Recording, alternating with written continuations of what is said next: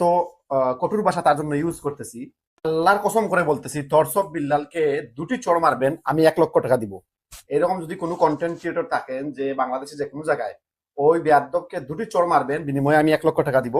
আমি যদি তারে কাছে পাইতাম, তাহলে আমি এই জুতা দিয়ে, আমার টয়লেটে আমি যে জুতা ইউজ করি, জুতা দিয়ে বাড়ি দিতাম।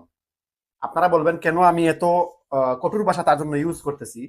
আসলে বাংলাদেশে কিছু কিছু ছোট লোক থাকে, যারা হঠাৎ যদি বড় লোক হয়ে যায়, তখন তার যে আগের যে ক্যারেক্টার, এটা পাল্টাতে পারে না।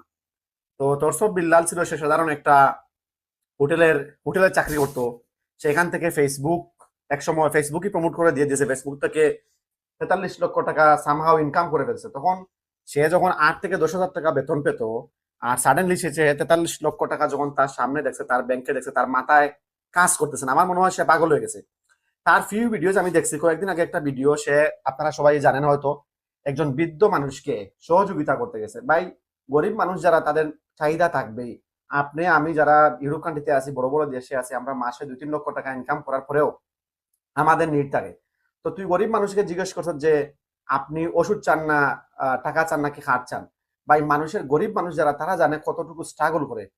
তারা তো অবশ্যই টাকার কথা বলবে। সে তখন ওই বৃদ্ধ মানুষকে, এই যে ভিডিওতে আমি দিয়ে দিলাম দেখেন, এই বৃদ্ধ মানুষকে দাঁড় করিয়ে সে অনেক কথা বলছে, বলে তারা 1 লক্ষ টাকা দিলেও কালকে আবার আসতে হবে, এইরকম করছে। তারপরে বিভিন্ন মানুষকে বিভিন্ন রকমের, মানে সে অহংকার অহংকার করে কথা বলে।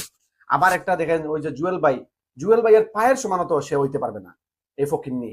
জুয়েল ভাই একটা প্রতিবাদ করছে যে বইটার দাম 100 টাকা। আসলে তার এই বই পড়ে পড়ে আপনি কি শিখবেন ভাই, আমাকে বলেন। সে বলছে তার প্রেমের কাহিনী দিয়ে বই তৈরি করছে, সে যুব সমাজকে প্রেম শিখাচ্ছে। তোর বেটা, তোর প্রেম দিয়ে মানুষ কি করবে? মানুষ কি শিখবে এখান থেকে? অনুপ্রেরণা কি? বাঙালি হলো 1 নম্বর